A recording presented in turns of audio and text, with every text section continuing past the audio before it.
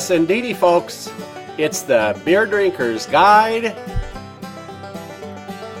to the Great Wahoo!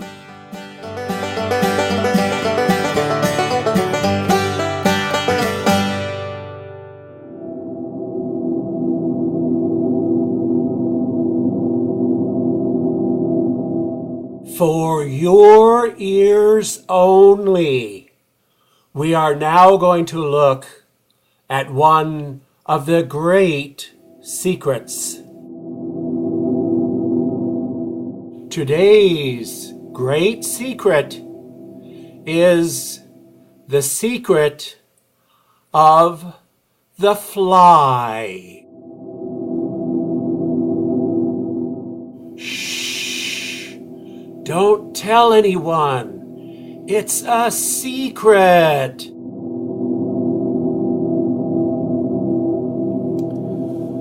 In one of the many places that I worked at while I was working around Boise, there was a break room. And in this break room, we'd sit around and eat and chat, and people who smoked would smoke. And it was kind of a fun way to get to know everybody. One of the people that I was working with was a young, very sincere guy that he was out trying to, fulfill his spiritual questions. And one of the people he worked with was a fundamentalist, somebody who says, well, all you have to do is read a book and fit God into that book, and that's all you need to know, because it's all written down there, and by Yemeni, that's all you need to know. Yet the guy just kept having these things that life threw at him, and he kept asking questions. One day we were in there, and it was summertime, so there were a lot of flies around. The flies were thick, as flies always are.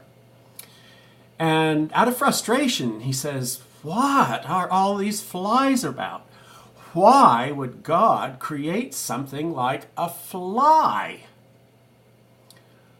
Well, that's the trouble with trying to fit God into a book. Gods don't write books. Humans write books.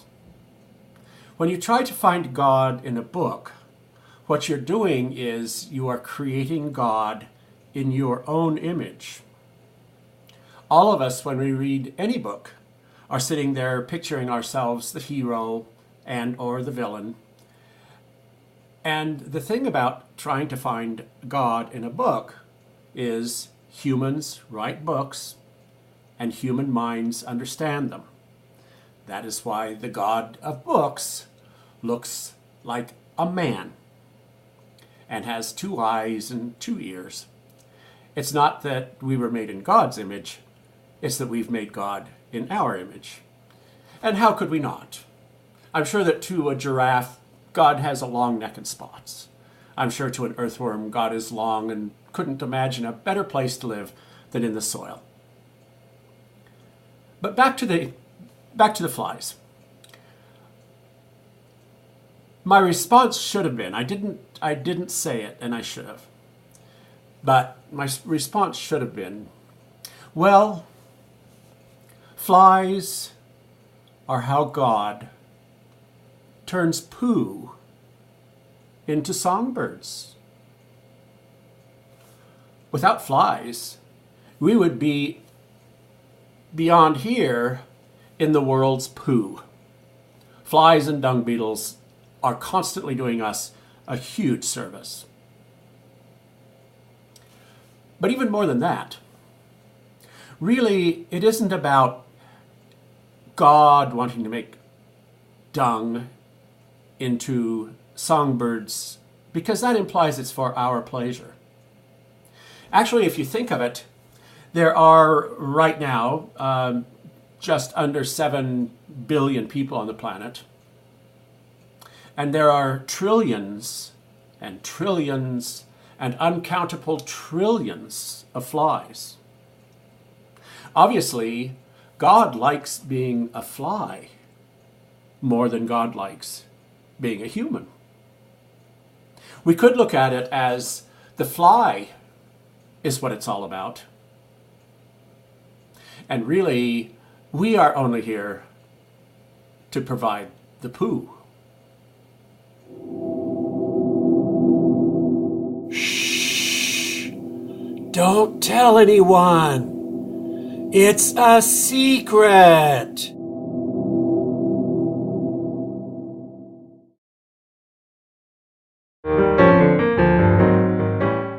It's time to drive Steens Mountain.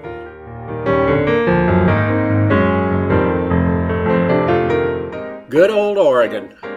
It's known for the Willamette Valley and the coast. But out here on the eastern side of Oregon, there's a big hole that I always thought was just filled with desert. Lordy, was I ever wrong about that.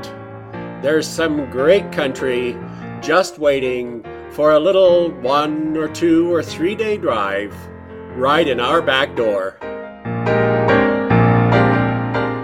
A good excuse to go adventuring in this country is driving to the top of Steens Mountain.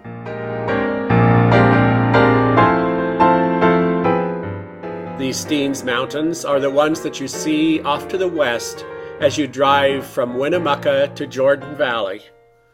Getting to the top of Steens Mountain itself can be rather difficult because of snow. For that reason, I decided to go in July of the year 2008.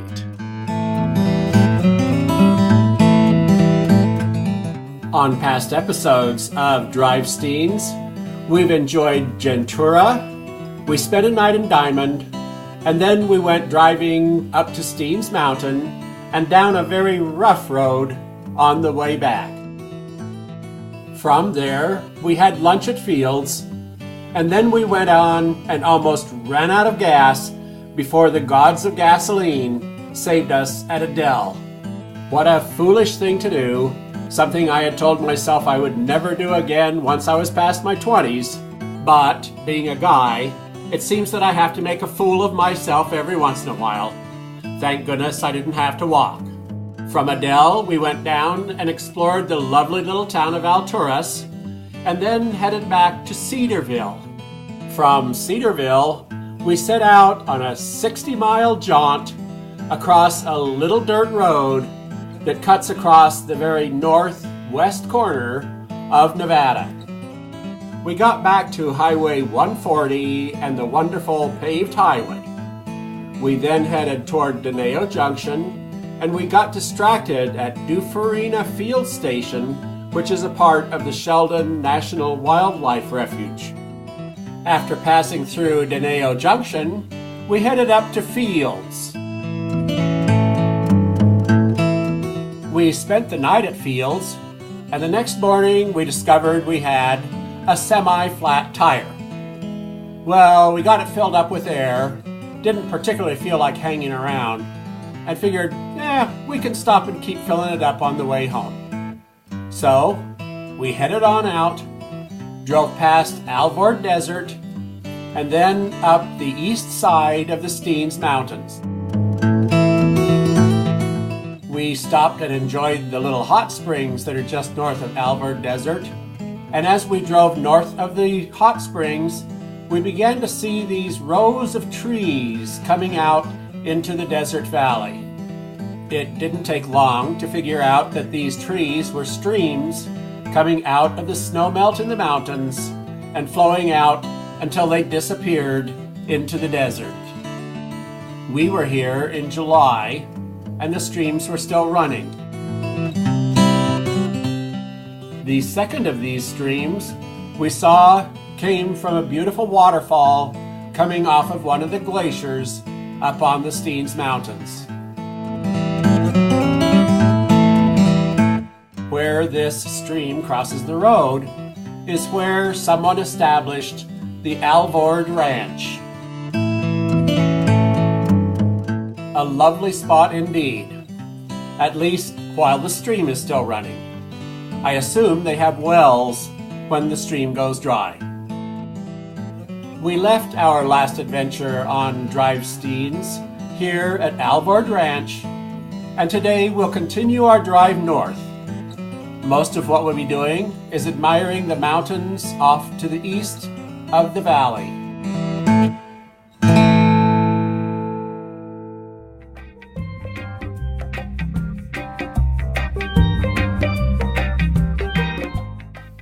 valley itself is a sage high desert.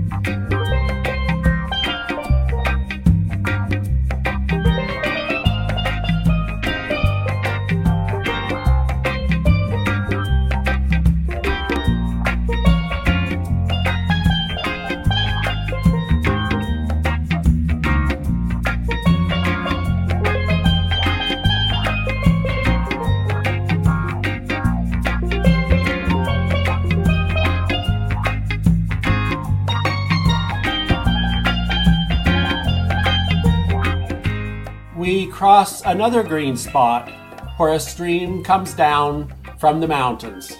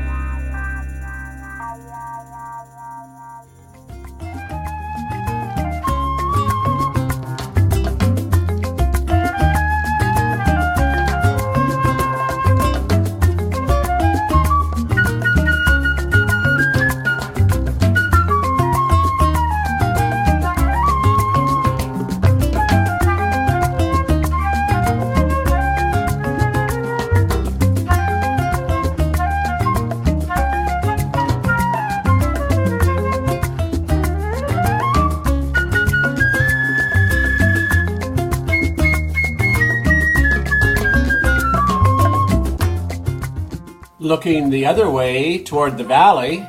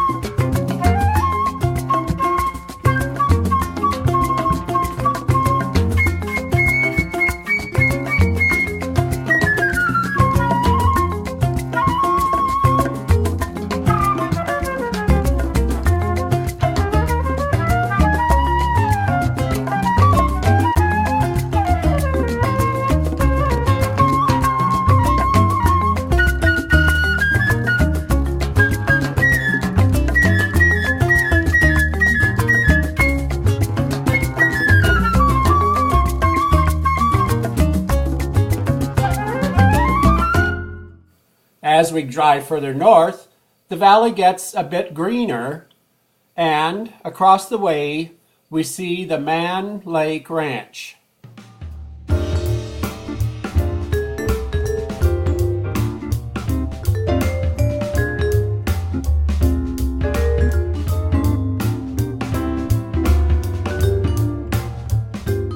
Man Lake is toward the far end of our drive along the Steens Mountains through the deserts that we see from Burns Junction over to the Steens Mountain.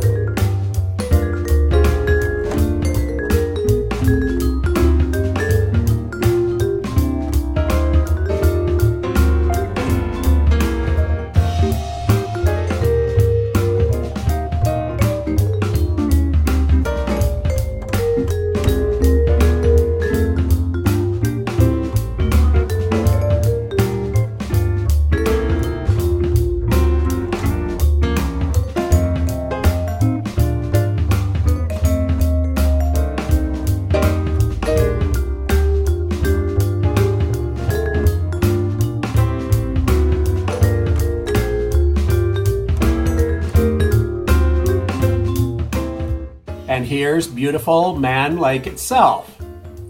Man Lake, it turns out, is mostly 2 to 10 feet deep, although there is one spot right in the middle that gets 14 feet deep.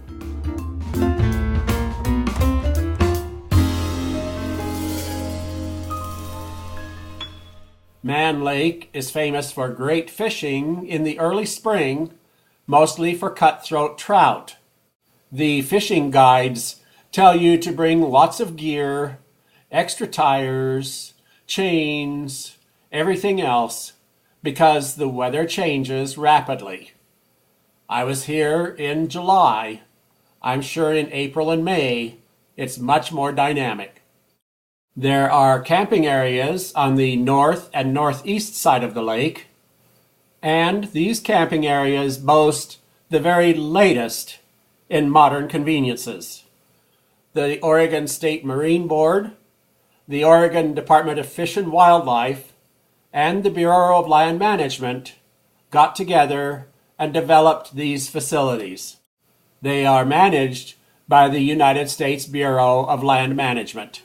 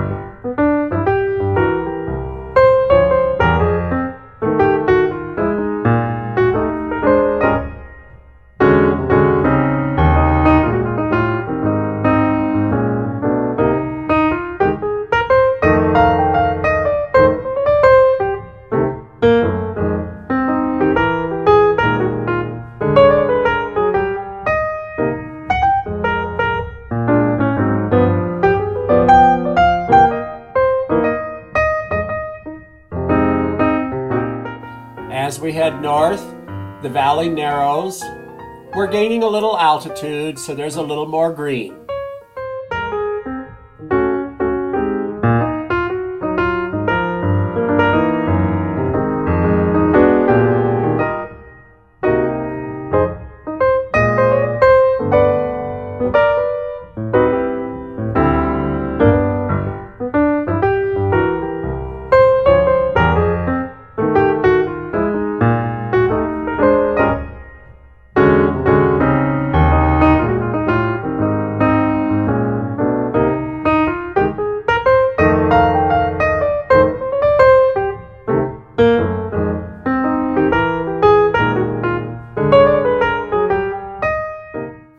personally am constantly fascinated by alluvial fans, where the water washes silt and dirt and rocks out of the mountains and deposits them in a fan as the water slows down and they fall and settle onto the valley floor.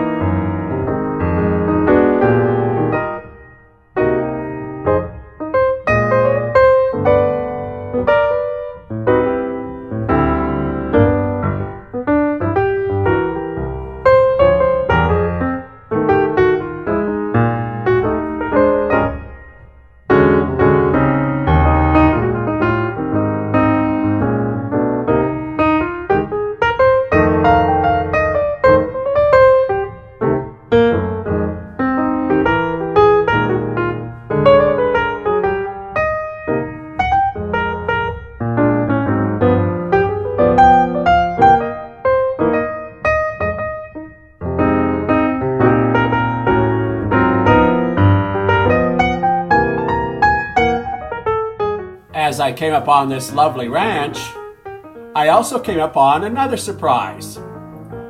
It was a paved road from here on up to where this road connects with Highway 78. Those of you who've enjoyed having the beer drinker as your guide before knows that I do enjoy those dirt roads, and I particularly celebrate getting back to nice, dustless pavement.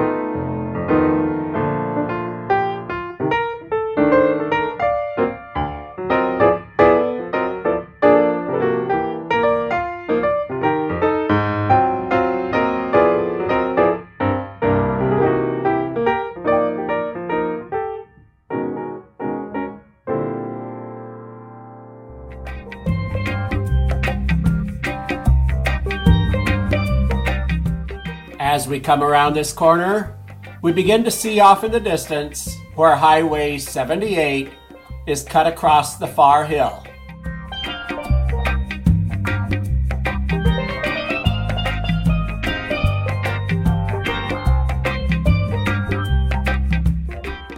We begin to see where the intersection is. And after our arduous, heroic drive, we reach the stop sign.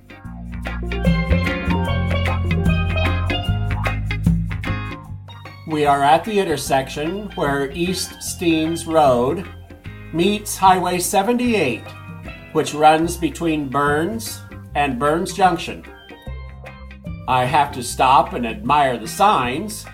I see that we've driven 65 miles from fields, most of it on a dirt road. You'll probably remember I was driving on a tire that had a slow leak. I checked it and was glad to see that it seemed to be just fine. I looked off to the left and checked out what the road looked like as it headed toward Burns.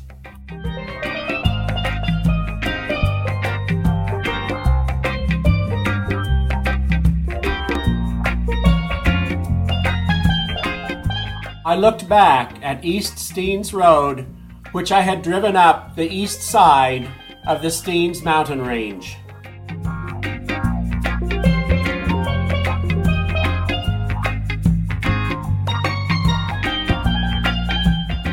With that, I turned right onto Highway 78 and looked forward to checking the air pressure in my tire when we got to Burns Junction, as well as the rest of the trip back to Boise.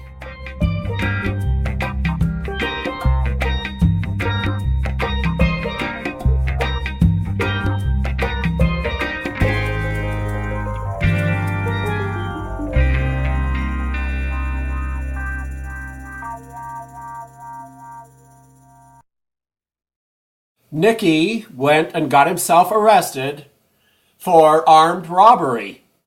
At his trial, the evidence did not make a completely open and shut case, but the evidence was very convincing and there was lots of it.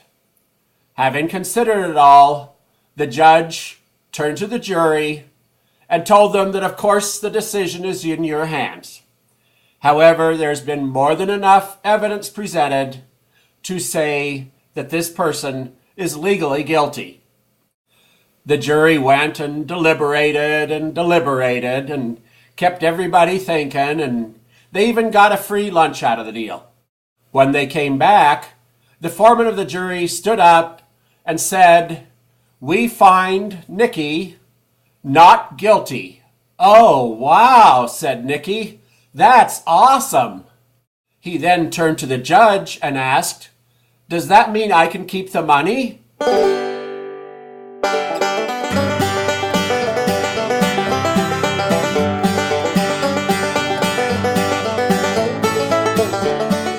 And that's this week's Beer Drinker's Guide to the Great Wahoo. Thanks for watching. Hope to see you next week. And in the meantime, keep celebrating the Great Wahoo.